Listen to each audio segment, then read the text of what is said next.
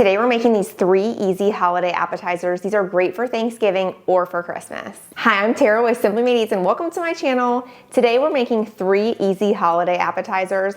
Sometimes holiday appetizers can be on the annoying side because you're already trying to get all these ingredients ready for big Thanksgiving or Christmas dinners. But the best thing about holiday appetizers is that it keeps guests from getting hangry. That way you can spend more time in the kitchen and everybody's not bugging you about when dinner's ready. So today we're making 3 holiday appetizers.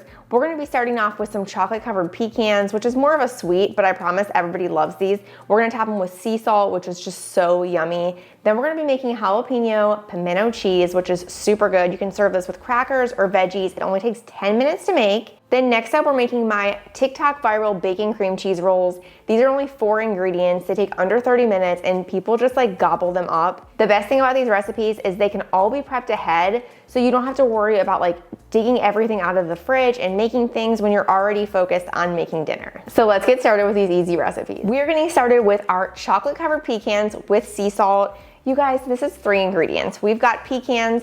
I buy a huge bag of pecans from Costco every year just because I make them for like everything for the holidays. I love making those cinnamon and sugar coated ones. I'll use these for salads, but it's worth having the giant bag.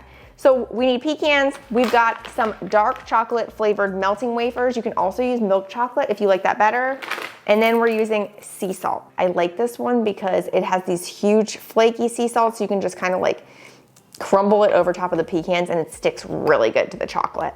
We're gonna use a double boiler for this recipe, but as you see, I have a makeshift one. I just use a pot. I fill this with a couple cups of water, and then I just sit this right on top like that. I have a double boiler, but I used it like to make candles and it's just like been filthy ever since, and I really just need to buy a new one, but this works just as good. For those pecans, we're gonna get a parchment lined cookie sheet ready. Then we're gonna heat up our double boiler, add in that chocolate. The biggest thing with this is to keep stirring the whole entire time.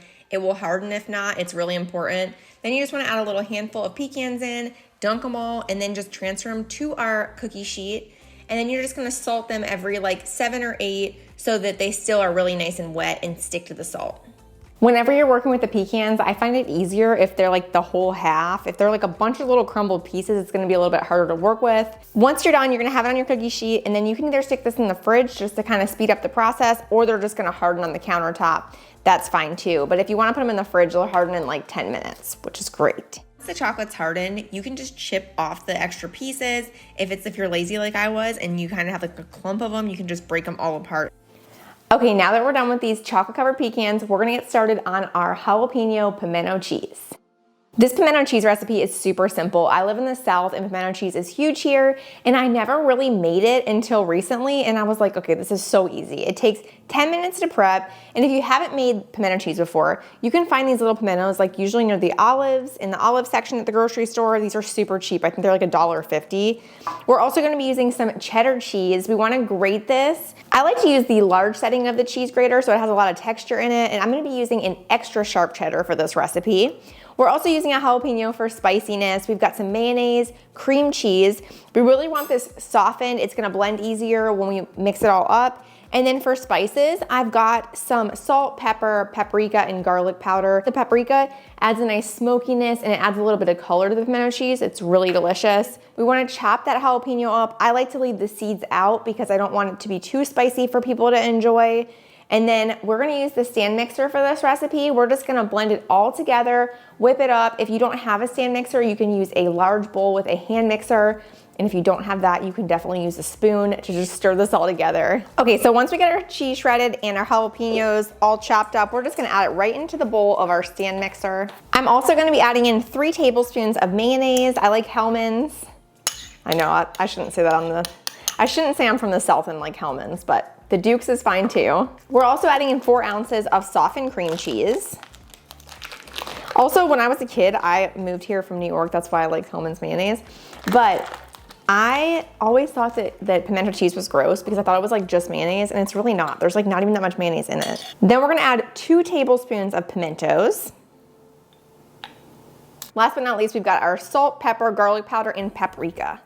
We're just gonna pour that in. Now this is gonna go in the stand mixer with the beater attachment just until blended. We're just gonna mix it for a few minutes. Then we're gonna stick this in the fridge to cool while we chop up like our celery, crackers, cucumbers, whatever you want to serve with this. How easy was that pimento cheese? It's seriously so simple. It takes no time at all.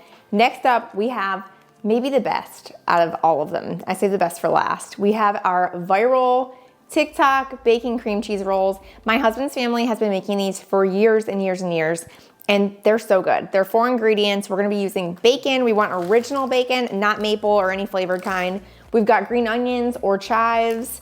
Then we're using softened cream cheese. It's important for this to be softened.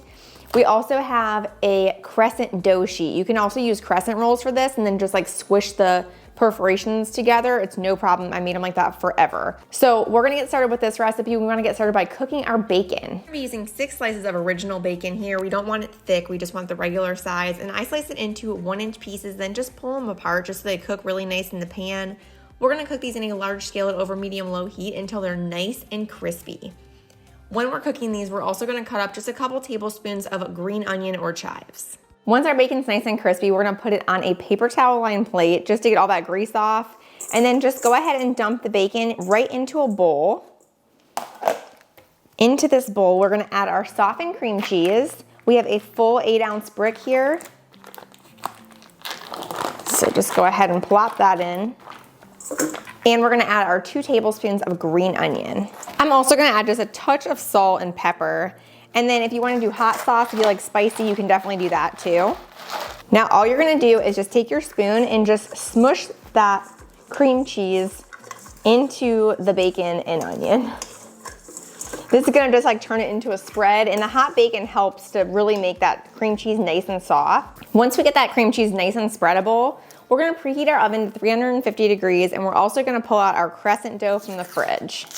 Once you get this out of the can, you wanna just roll it out into a rectangle. I love crescent dough for the holidays. It's like one of my favorite things to have. And you wanna just spread it out on parchment paper the best you can. I like to lay mine on top of a little cutting board just because I'm gonna be slicing these into like little circles and I don't wanna scratch my countertop. Okay, so once we get this spread out, we're gonna fill it with our cream cheese and bacon spread. And just use the back of your spoon just to wipe it all on, or you can use like a spatula, like a frosting spatula, whatever's easier for you. And you really wanna spread this out on the entire sheet because when we roll it into a pinwheel, we want there to be filling in every single part. Next up, we're gonna roll this. So you wanna tightly roll this up into a cylinder and just kind of like pinch it closed a little bit as you go. You gotta hold the parchment paper down a little bit too. And also, if you're vegetarian, you can definitely cook this without the bacon in it. My dad is a vegetarian and he loves this recipe. A lot of times I'll just leave like half the log without any bacon. Okay, then you're just gonna pinch the ends closed. And next up, we're gonna slice this into 1-inch circles. As you slice these, you wanna use a really gentle sawing motion just so you don't lose any. Sometimes it gets a little bit stuck on the bacon. And if they get a little bit messy, you can just kind of reshape them a little bit. Then you're just gonna stick them right on the cookie sheet. These are gonna bake for about 13 to 15 minutes until they're really nice and gooey still. We don't wanna overcook them. The bacon cream cheese rolls just came out of the oven. They look perfect. Look for golden brown on the bottoms, not black. That's a really good way to tell if you just take a little spatula under the bottom. It should be golden brown. These look perfect. We're just gonna let them cool for about 5 minutes before we serve them. Good luck getting people not to eat them right off the tray though. That's it, we're all done with these 3 easy holiday appetizers. Let me know in the comments which one you're gonna make. I know we're making the bacon cream cheese rolls for Thanksgiving 100%. These ones are so good. Another tip for hosting during the holidays, put the appetizers out of the kitchen so that people aren't like surrounding you when you're trying to get dinner ready. Thanks so much for watching. Make sure to subscribe, give this video a like, and I'll see you next time. Bye. Okay, so all the recipes are fantastic, but bacon cream cheese rolls for the win every time. So stinking good.